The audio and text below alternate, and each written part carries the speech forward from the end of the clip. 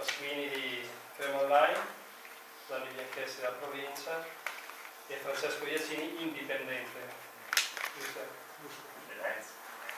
Ecco, io vi presento tutti i partecipanti a questa conferenza. Adriano Vini, responsabile da SEME,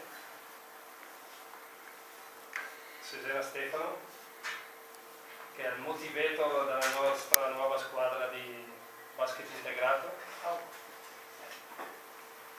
Luca Ghisetti con famiglia, parte della famiglia che è il vice coach della nostra squadra di basket ragazzi disabili. Dico per ultimo Emiliano.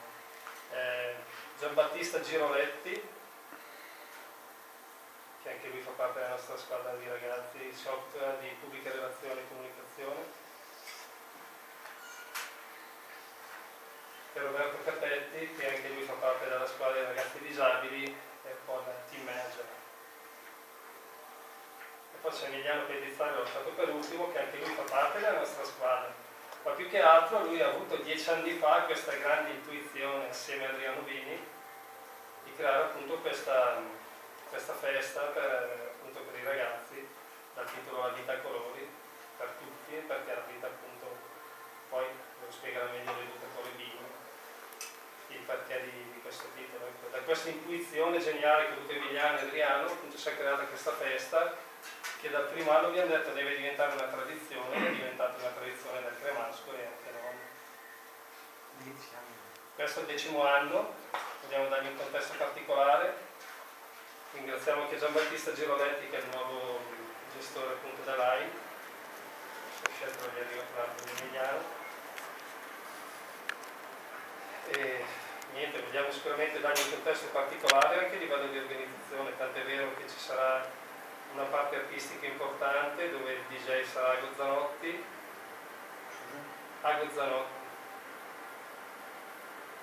musica live a Ricky Anelli, che tutti conosciamo. E ci sarà fedelissimo avremo la conferma venerdì la presenza di una iena, che è un programma televisivo di la presentazione iniziale lascerei la parola a Adriano. Ma sì, l'intuizione nasce l'anno tra l'altro internazionale del disabile nel 2003, era appunto il tema che si celebrava era appunto la disabilità. Allora, in molti incontri, in molte situazioni si parlava della disabilità in maniera, come dire, grigia, triste, come se fosse tutta esclusivamente soltanto un problema.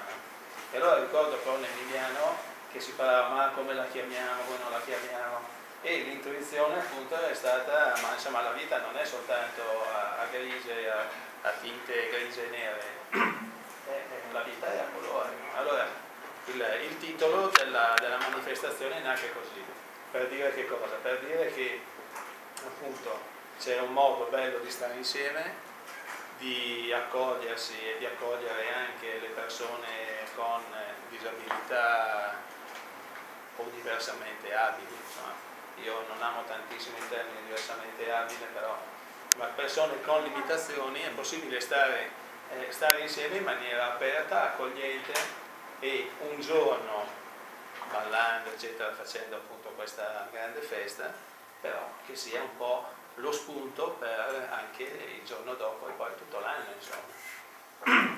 Noi come SEME in realtà ringraziamo moltissimo l'Esmo Vida, Giamba eccetera, perché in realtà non abbiamo fatto mai moltissimo lavoro, se non quello di invitare i conoscenti, gli amici